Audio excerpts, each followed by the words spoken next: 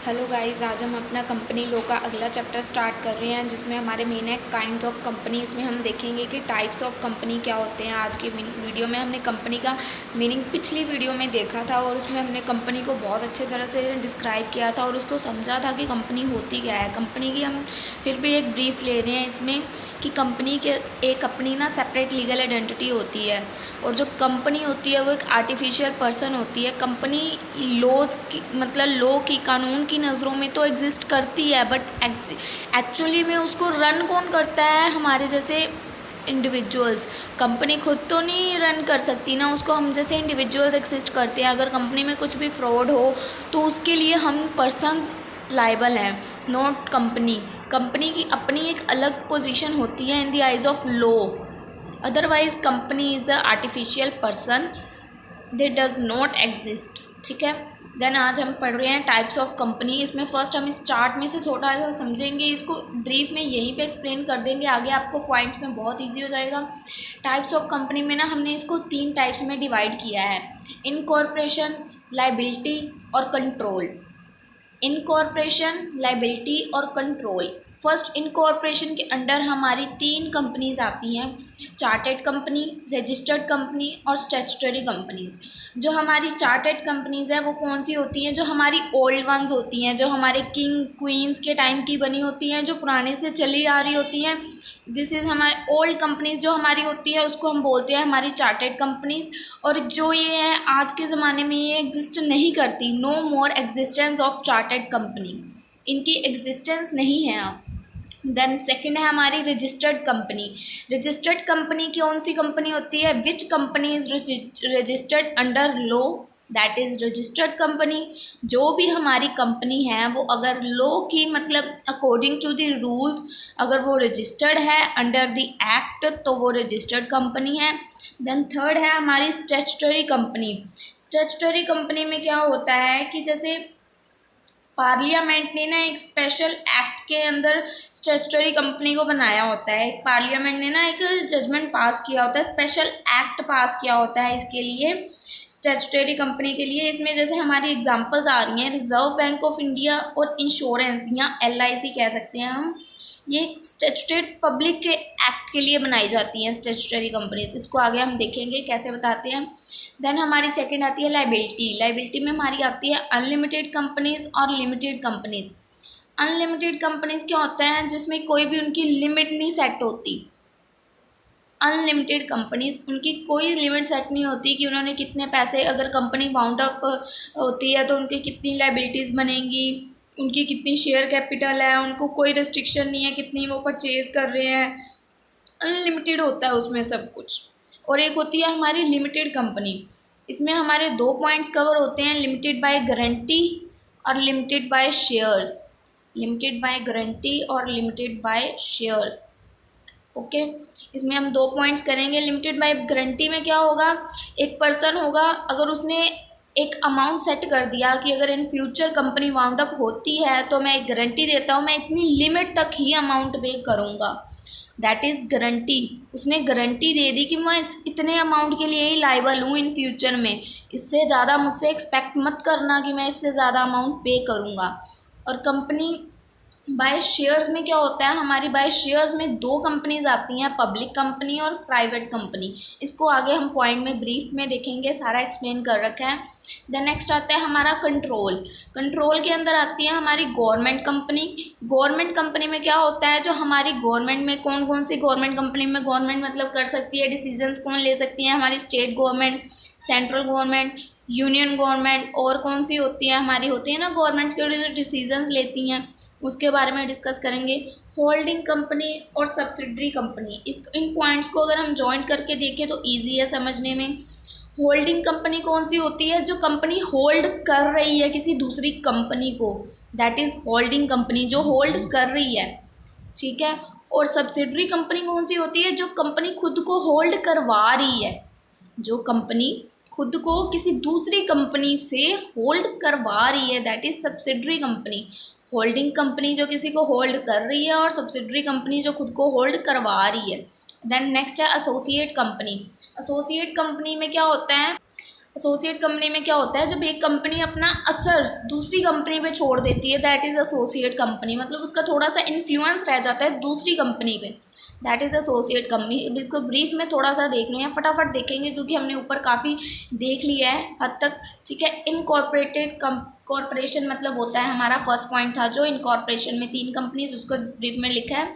Incorporation क्या होता है, रजिस्ट्रेशन में, इसका हम मेन एक्सप्लेन कर सकते हैं कि ये हमारा रजिस्ट्रेशन से लिंक्ड है, ठीक है।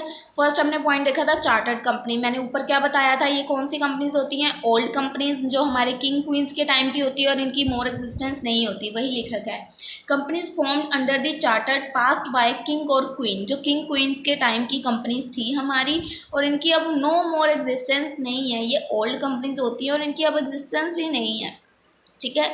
इसको अगर अलग से एक्सप्लेन करेंगे तो हमें पॉइंट मिलते हैं पेपर में, अगर आप देख लें कैसे एक्सप्लेन करना है, जैसे आपको सूट करता है according to paper. Then second था हमारा registered company, company registered under companies act, जो कंपनी हमारी एक्ट के अंदर रजिस्टर्ड है that is registered company. Then statutory company, company formed under statute और public act for special objects, जो company statute और पब्लिक के लिए स्पेशल ऑब्जेक्ट के लिए पार्लियामेंट ने सेट की हो, दीज आर मतलब गवर्नमेंट के द्वारा बाय प्रोविजंस प्रोवाइड की गई है, गवर्नमेंट मतलब पार्लियामेंट, थ्रू पार्लियामेंट के जो प्रोवाइड की गई है, government by provisions provide under the special act as well as under companies act 2013 के अंदर गवर्नमेंट पार्लियामेंट के द्वारा हमें ये प्रोविज़न प्रोवाइड की गई है कि जो स्पेशल ऑब्जेक्ट्स के लिए हैं, जैसे रिजर्व बैंक ऑफ इंडिया और इंश्योरेंस के लिए स्टैट्यूटरी कंपनी को बनाया गया है, ठीक है। देन नेक्स्ट हमारा ऊपर देखते हैं पॉइंट कौन सा था, लाइबिलिटी के अंदर लिमिटेड और अनलिमिटेड कंपनीज। अब इसको ब्रीफ में देख रहे हैं थोड़ा सा। अब अनलिमिटेड कंपनी लाइबिलिटी कंपनी की कौन सी होती है, फर्स्ट नो अनलिमिटेड लाइबिलिटी है, मतलब इसमें अनलिमिटेड है सब कुछ, इसमें अब उनकी कोई लिमिट नहीं है, no limit on the liability of the members की कोई लिमिट नहीं है कि वो कितने अमाउंट तक फ्यूचर में पे कर सकते हैं या उनको कितने अमाउंट तक फ्यूचर में मिल सकता है, कोई लिमिट नहीं सेट है, no limit set in this, ठीक है। May or may not have share capital, इसमें उनकी शेयर कैपिटल हो भी सकती है नहीं भी हो सकती, क्योंकि अनलिमिटेड है, पता ही नहीं है क्या है, तो may or may not have share capital, ठीक है। देन नेक्स्ट है no restriction on power of its own share, इनके मतलब ये नहीं है कि खुद के शेयर्स को परचेज कर सकते हैं, नो रेस्ट्रिक्शन, ये कोई रेस्ट्रिक्शंस नहीं है, ये खुद के शेयर्स को भी परचेज कर सकते हैं। इसमें अनलिमिटेड लाइबिलिटी है, पता ही नहीं है कि इस बंदे ने कितने पैसे देने हैं हमें, ठीक है। और लिमिटेड लाइबिलिटी में क्या होता है, एक सेट किया होता है कि इतना अमाउंट हमें ये बंदा देगा।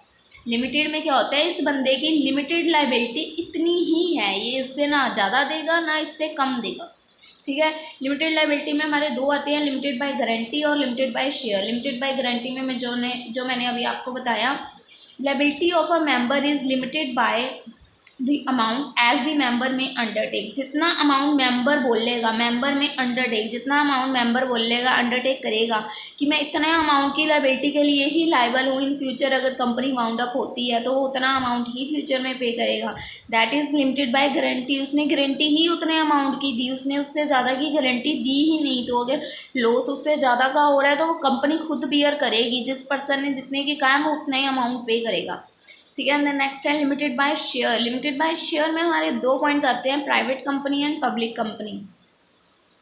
लिमिटेड बाय शेयर्स में हमारे दो पॉइंट्स आते हैं, public company and private company. Private company में हम तीन चीज़ें देखेंगे, RLP, restriction, limitation and prohibition.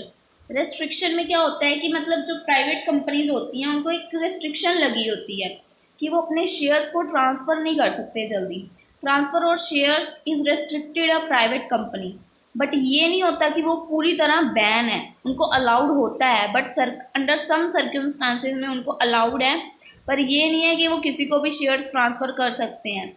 Private companies में थोड़ा सा रिस्ट्रिक्शन होता है इनके ऊपर कि ये सिर्फ सम सर्टन सर्कमस्टांसेस में ही अपने शेयर्स को ट्रांसफ़र करेंगे, और इसमें मेंबर्स की लिमिटेशन होती है, लिमिटेशन ऑफ मेंबर्स होती है कि वो मेंबर्स को कितने रख सकते हैं, मिनिमम 2 और मैक्सिमम 200, मिनिमम 2 मेंबर्स को रख सकते हैं और मैक्सिमम 200 को रख सकते हैं, not including past present employees. Past और प्रेजेंट एम्प्लॉयज़ को ये नहीं है कि इकट्ठे इंक्लूड करके रख लिया 200 हो गए हमारे, नहीं, डिफरेंट डिफरेंट, ठीक है। Counting joint members as a single member, जो जॉइंट मतलब होंगे उनको एक मेंबर माना जाएगा। Counting joint members as a single member, उनको सिंगल मेंबर की तरह ट्रीट किया जाएगा।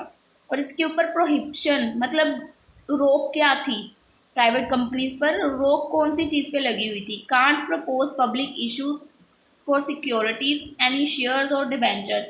ये मतलब कोई भी पब्लिक इश्यूज नहीं कर सकते थे प्राइवेट कंपनीज वाले, पब्लिक, क्योंकि इन्होंने देखो ना ये कंपनी का नाम क्या है, प्राइवेट है, तो प्राइवेट वाले पब्लिक में कैसे इशू कर सकते हैं, वो तो पब्लिक वाले करेंगे ना, प्राइवेट वाले पब्लिक में नहीं इशू कर, ठीक है। तो प्राइवेट वाले हमारे पब्लिक में इशू नहीं कर सकते, तो वही लिख रखा है can't propose public issues for securities shares या डिबेंचर्स, कुछ भी वो पब्लिक में इशू नहीं कर सकते। इस चीज़ के लिए इनके ऊपर क्या है, रोक लगी हुई है कि ये काम नहीं करेंगे, ठीक है। देन पब्लिक में हमारे मेंबर्स की लिमिटेशंस कितनी है, मिनिमम 7 और मैक्सिमम इन्फिनिटी, मैक्सिमम ज़्यादा से ज़्यादा जितने मर्जी हो सकते हैं, मिनिमम 7 होने चाहिए कम से कम, ठीक है। और इसके ऊपर जो पब्लिक कंपनी में no prohibition on public issues, इसमें कोई प्रोहिबिशन नहीं है पब्लिक में इशू करने के लिए, यही पॉइंट को लिखा हुआ है।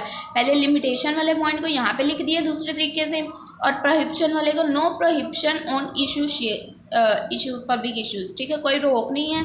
एज पर CA 2015 no minimum paid up capital which are earlier 5 lakh, इनकी कोई मिनिमम पेड अप कैपिटल नहीं होती जो 5 विच वॉज अर्लियर 5 लाख, जैसे 5 लाख थी तो अब इनकी कोई मिनिमम पेड अप कैपिटल नहीं है, ठीक है। आई होप इतना क्लियर है। देन इसका मैंने ना आपको थोड़ा सा इसी में समझा दिया था कि गवर्नमेंट कंपनी कौन सी होती है, होल्डिंग कौन सी होती है, सब्सिडरी, और एक बार थोड़ा सा देख लो, टाइम वैसे थोड़ा ही है। गवर्नमेंट कंपनी में हमारी कौन कौन सी कंपनी होती हैं, जैसे कौन कौन कंट्रोल कर सकता है गवर्नमेंट कंपनी में, state government, state government plus central government भी कर सकते हैं, अकेली सेंट्रल गवर्नमेंट भी कर सकती है, एक स्टेट की गवर्नमेंट प्लस दूसरे स्टेट की गवर्नमेंट भी कर सकती है कंट्रोल, ठीक है। इसमें मिनिमम 51% पेड अप कैपिटल होती है गवर्नमेंट्स के पास। और subsidiary of government company is also a government company, जो इसकी सब्सिडरी मतलब सब्सटीट्यूट होगा वो गवर्नमेंट कंपनी का, गवर्नमेंट कंपनी ही होगी, ये नहीं है गवर्नमेंट कंपनी का सब्सटीट्यूट प्राइवेट कंपनी बन रही है, नहीं, subsidiary of a government company is also government company. और सेकंड पॉइंट था होल्डिंग कंपनी और सब्सिडरी कंपनी।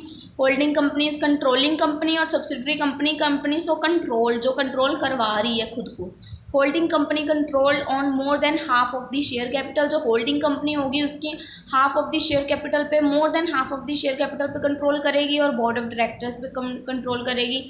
और एसोसिएटेड कंपनी में एक एग्जांपल है ZXY कंपनी ने, सिग्निफिकेंट मतलब ZXY कंपनी है, इसका असर कैसे AY कंपनी में पड़ रहा है, इसने अपने मतलब एसोसिएट कंपनी बना दिया AY कंपनी को, तो अब इसके 20 to 50 शेयर्स हैं AY कंपनी के पास है, तो इसका असर अब ZX कंपनी पे पड़ रहा है ना, क्योंकि इसके शेयर्स AY कंपनी के पास हैं अब 20 to 50, तो इसका थोड़ा बहुत असर तो इसके ऊपर पड़ेगा ही।